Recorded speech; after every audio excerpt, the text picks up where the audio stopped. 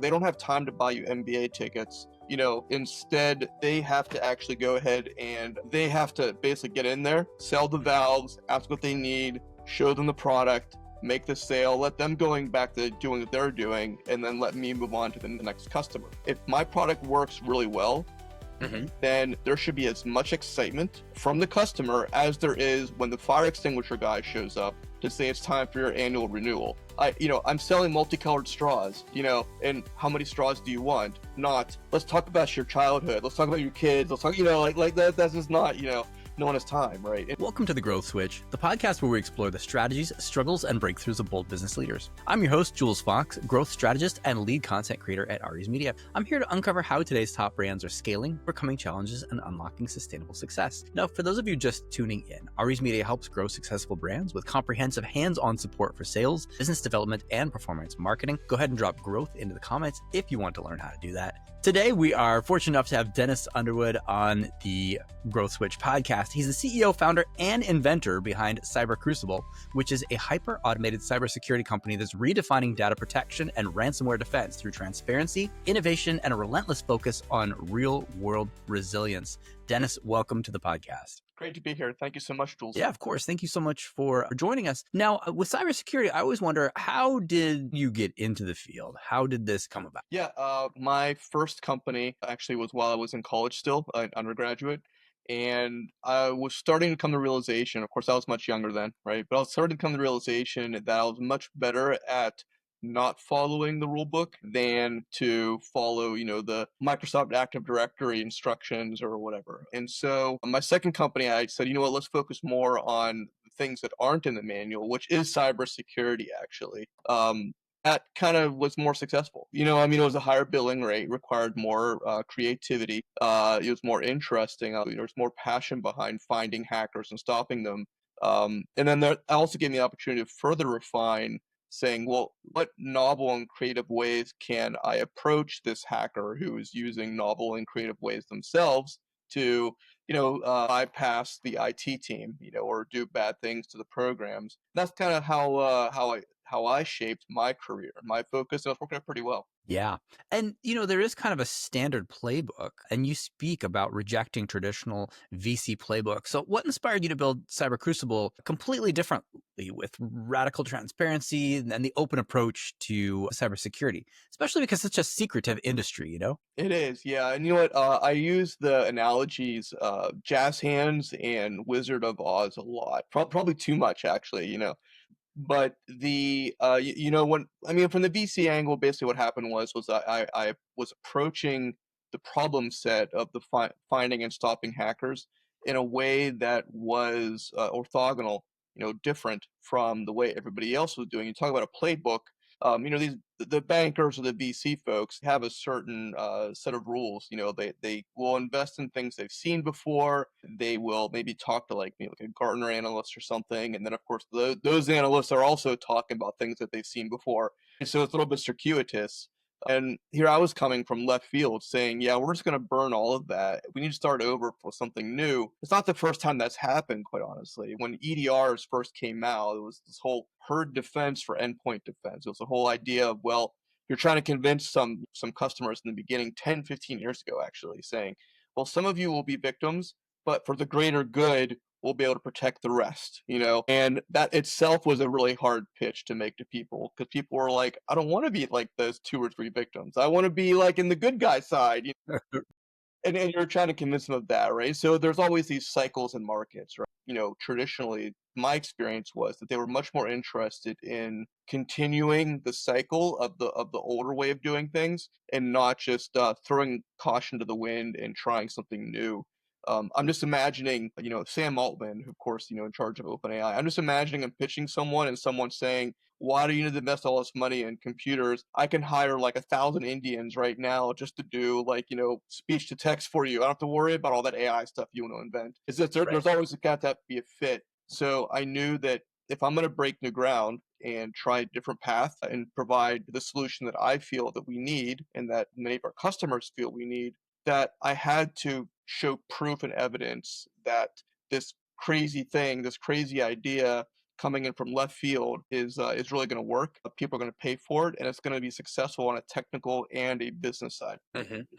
Yeah, absolutely. And that radical approach of doing things differently breaks things up quite a bit because we're seeing automation both on the sides of the threat actors, the cyber criminals, and then also as far as like companies' defensive strategies. So how do you view automation? That's a great question. So, we can go down this rabbit hole about AI. I do feel that, AI is a little bit oversold. I mean, that's Hmm. kind of saying it tongue in cheek. We're not quite at Data from Star Trek or Arnold Schwarzenegger running around, and we're not going to be there for quite a while, right? Right. And I feel like sometimes that hurts the pitch more than helps it, right? Because then people have these expectations of grandeur, and you're like, no, we're still working on the problem set. We're not really flying to Saturn yet. And so for me, what I saw was that, the hackers or certain industries that, criminal or maybe not as not as in the right with like, proper society, sometimes are the biggest drivers. Like I think what the VHS beta thing, there's that rumor that, the adult film industry is what really drove the success of the one over the other. Things like that are like in a non sequitur, right? Right. If I'm saying that right, but I've never actually said, is it non sequitur? So totally blew up your podcast. Sorry. Now I'm wondering. Is it a non sequitur? Non sequitur, that's how you say it, Non yeah. 'Cause, sequitur. Yeah. you read it over and over, and I've never actually had a chance to say it, So, Yeah. but anyway, so with the hackers were adopting automation in a huge way to manage and handle the success they were getting with ransomware attacks. Hmm. And there was actually a shortage of hackers, so they had to do what any good kind of sales enablement organization is get a whole bunch of junior folks, train them what to say, right? In this case, get a bunch of junior kind of maybe criminals, train them what to do, automate as much as you can, get them scripts to run, and start automating and building up this automation. So that's what they did, and it worked out really well for them, where they were essentially using computers to cold call, and then give like sales pitches, which is like kind of like getting into the networks, and then running their attacks. These guys had no idea, and probably women too, had no idea that they were running these like advanced like playbooks run by like these master criminals because they were just like clicking the buttons, like and running through these Right. exercises. Right. And then ironically, on the other side was an industry that, on the defense side that hadn't embraced that level of automation, right? So people like, analysts like myself, very expensive, very bespoke, take years of training, were basically trying to analyze stuff at the speed of the machines, we're running 20, 30, 50 of these things at the same time, and here's like one person trying to battle one thing, and it just, so that's actually what drove a lot of Cyber Crucible was I said, no, there needs to be machines to battle machines now. We can't have a person trying to catch up like some John Henry, ballad or something, Right. we have to actually bring the speed to the hackers. Yeah, yeah, and the cleverness, right? I think that you've positioned it slightly differently as a SaaS cybersecurity product that doesn't rely super heavily on sales incentives or high margin relationship selling type things. So what is your model for growing Cyber Crucible? Yeah, our sales model, honestly, it looks a lot more. When I looked around to other industries, I realized the cybersecurity sales in many aspects is very much a relationship based. It has to be because there's a significant investment being brought, by the customer. So they really got to trust the person, and they're like I always call it like the MBA ticket kind of like sales model as they build that relationship. And for us, it looks a lot more like a great example that you would not think of normally. It looks a lot more like a plumbing parts supplier, where you're going out to your plumbing distributors, your master plumbers, the agencies, things like that, and you're selling parts. You're selling like, valves and pipes and things like that. And it looks a lot more like that, where they don't have time to buy you MBA tickets.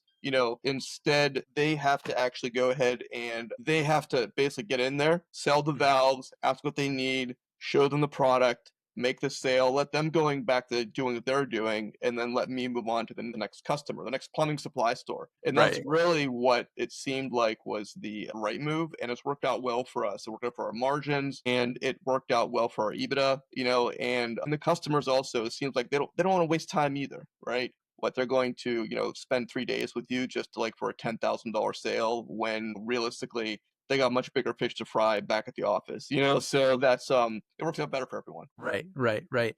I mean, the whole process in a way also reminds me a bit of like the mafia providing protection. Your store might need a little protection, and if you don't get it, something bad might happen. Like, I'm not saying who it's going to be, but Yeah, I had a buddy who, when I was a services company, he had one of those demotivational posters behind him, and it just said, not everyone's like this, of course, but it was tongue in cheek, and it yeah, said consulting, and it said there's a lot of money to be made if there's no solution in sight, like, and I was like, I was like, please never show that on camera because, yeah, because we're not like that, but there are people like that. You're absolutely right. And there's it's always true. one pen test away from success or one consulting engagement away from success. It seems to be the trend. Yeah, yeah, yeah. And right. So you have these threat actors, you may have bad actors on the other side as well, but what your company offers is something that I think is very different. So why don't you walk us through, that's the analogy of the plumbing store pipeline, but Nice. walk me through the benefits of what a company would actually get when they do hook this up to their company. Yeah, part of the human psyche is that there's things you want to focus on, and there's too many things to focus on, then you become overwhelmed. Mhm. I'm not an F-22 pilot, but I'm told that like they have a whole bunch of things flying in their face at all times and they kind of have to like, choose what to ignore and what to show. I've never flown in one, full disclosure, so I don't know how much truth is in there, but Yeah. with security, a lot of it is where they shifted. We talk to people, and it's obvious. I mean, I was part of the industry for 15 years ago, seeing this was that instead of the machine making all the decisions and cybersecurity being a kind of a boring place to be, that you took Hmm. care of quickly and moved on. Instead, we made all that decision and all that risk and all of that, liability over to the customer to be like, well, why did you miss this? And I'm like, well, I don't know. I have 7 million things to look at literally in one day. Like, no one can do that. Right. Um, Right. and it reminds me a little bit of like, remember in college you'd buy that used car off the lot. Maybe you didn't, but I did. And then you got that lesson on that warranty you bought, right? And then lo and behold, you find out that warranty doesn't actually cover anything. It's always a reason for them not to pay out on that old 1988 Civic or something that you bought. Like Right. and with cybersecurity, I said, we need to go back to the 90s a little bit, where whether it worked or not, but the business action was that you install your semantic endpoint or McAfee endpoint agent or whatever it was. You trusted it to work, and you have like 90 other things to do that week, but sitting there just scrolling through all the information from your antivirus was not one of them, right? You just installed it. It was a very boring exercise, right? You installed it, you moved over to, I don't know, a new firewall coming out or shopping for new DSL speeds or something, right? And so I said, we need a product that goes back to that model where if my product works really well, Hmm. then there should be as much excitement from the customer as there is when the fire extinguisher guy shows up to say it's time for your annual renewal. That's Yeah. how exciting it should be. It should be like risk managed. I'm trusting my sprinklers, like I'm trusting my Cyber Crucible to protect my data, Yeah. moving on to the next problem, and Yes. that resonates with a lot of people who are overwhelmed, right? And there never seems to be an end in sight. There's never seems to be a cost control. You're always spending more money every year. And instead, Right. I'm like, let's just take all of that and manage all of that and let you get back to what you're doing, whether it's cat videos or updating Adobe Acrobat, whatever you're doing, just focus on that.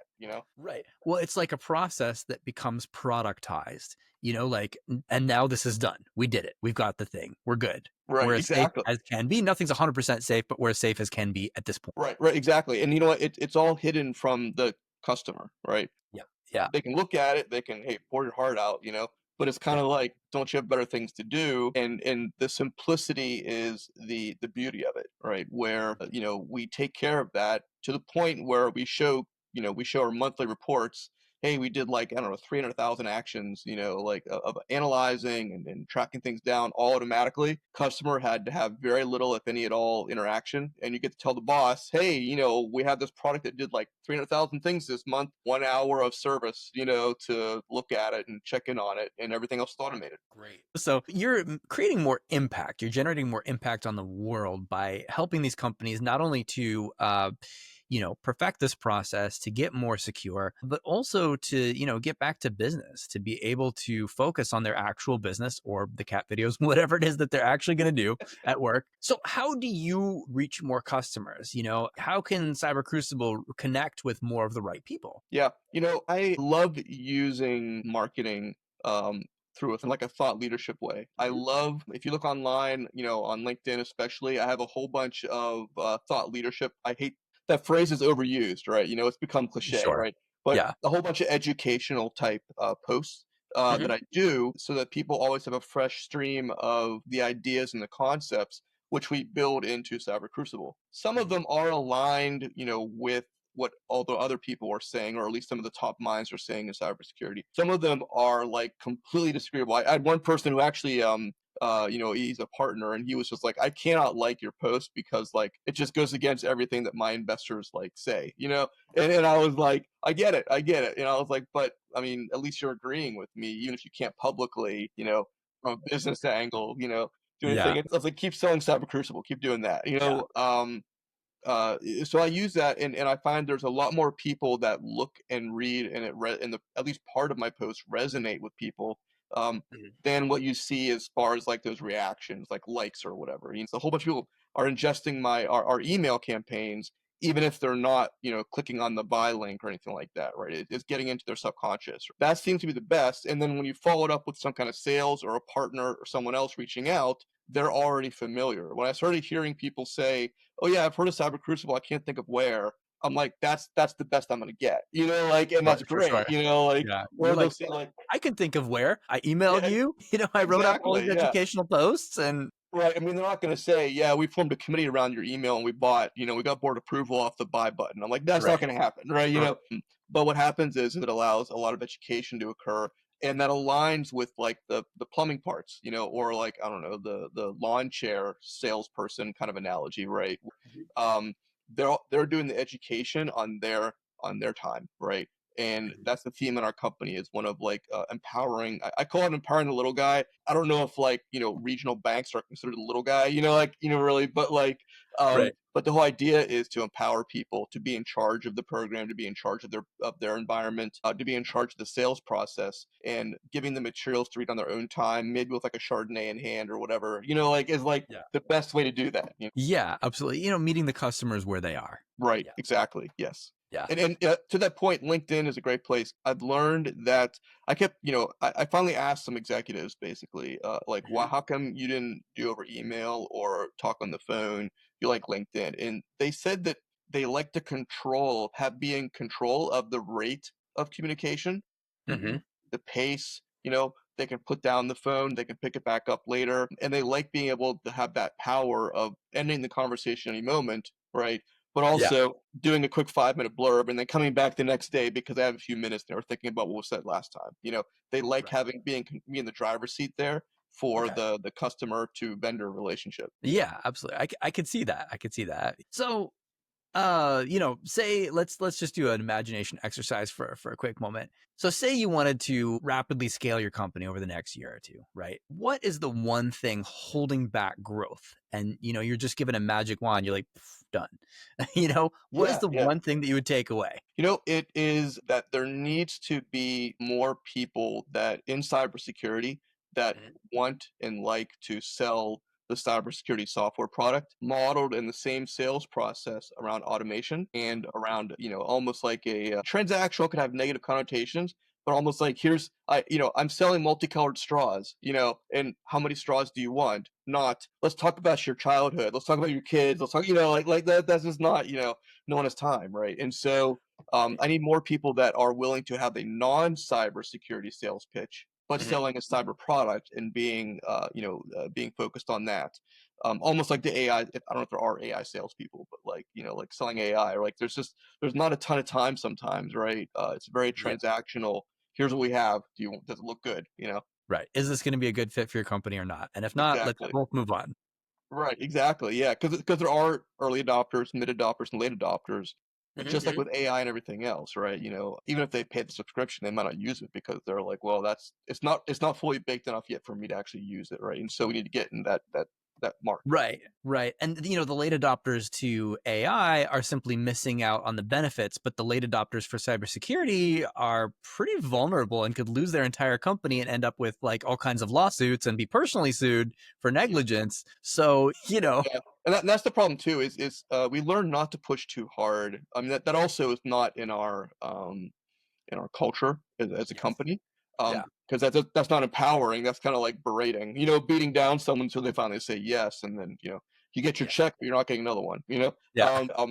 And so we learned that if you push too hard, one of the things that happens is that when they are attacked, Mhm. and if and when they're ransomed or some other thing happens, if you've pushed too hard, then they're now embarrassed to come back, right? Because Mhm. like you basically showed them what would have worked. You kind of pushed really deep, and then they didn't buy. Maybe they didn't have budget. Maybe they wanted to buy. Maybe they were like informed that half their teams get fired, and they were all worried about that. There's all kind of different Right. things that are happening. I had one guy die actually earlier in the company during like the COVID stuff, and then Yeah.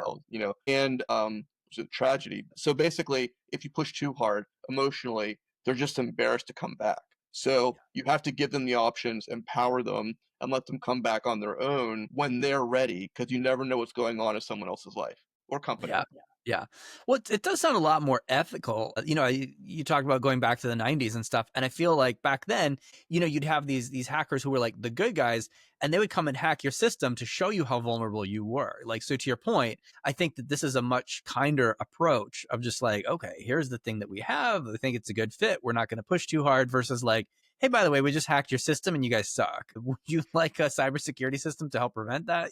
Yeah, I actually I had a post or a blog post. I took it down because it kind of some people didn't get the context, but I took some of the cybersecurity vendor language around the people that were victims, Yeah. and then like I was working with one of my kids in high school, and they had language in health class, and it was like there was some language around like psychology and therapy and victim blaming and stuff, and Mhm. I was able to match up all the language on the vendor side to the victim blaming stuff, for Right.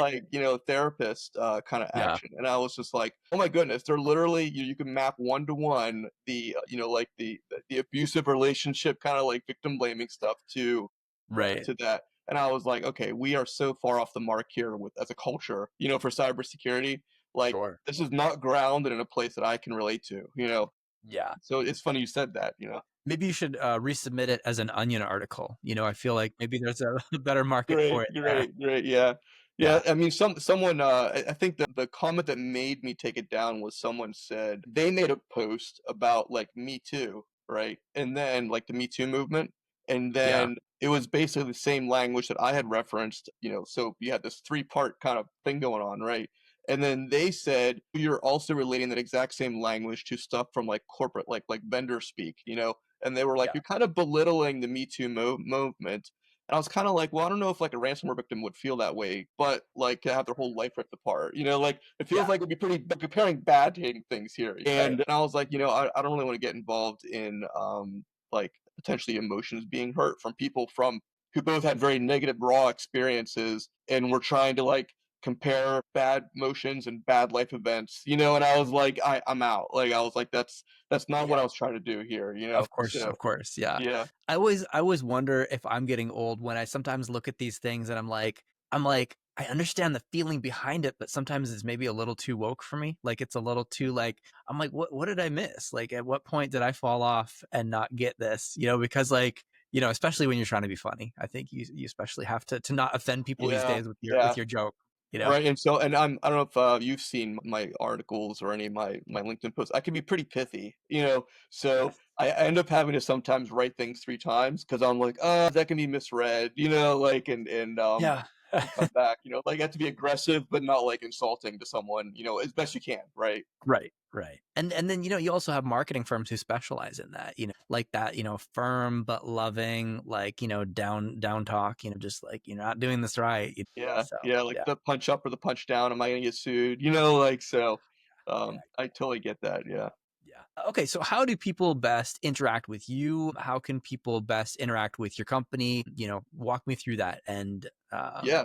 I mean, email, like for anyone, is an absolute like I don't know, to use a non like non HR statement. My email inbox is a dumpster fire. In terms of like just like, there's always stuff going on there, and it's hard to find people that want to reach out to me that I want to reach back out to. If you go on LinkedIn, just like my prospects and customers, feel free to send me a message and a connection note. Just say what your intent is. That way, I know you're not some AI bot. Say, hey, I saw you on the podcast, and you kind of offended me, but I really like what you said, like, kidding, of course, but Yeah. like, but feel free to reach out on LinkedIn, and I love having a lot of engagements because just like my prospects, I can, if I have a call or a podcast or a meeting, I can go ahead and respond right after it's done, so feel free to find me on LinkedIn. If you agree with anything I say in my posts, great. Love to hear from you. Even if you have to do it on the down low and keep quiet about it, that's perfectly fine. I get it. But I'm CEO of an innovation company, so I have to punch up. I have to say things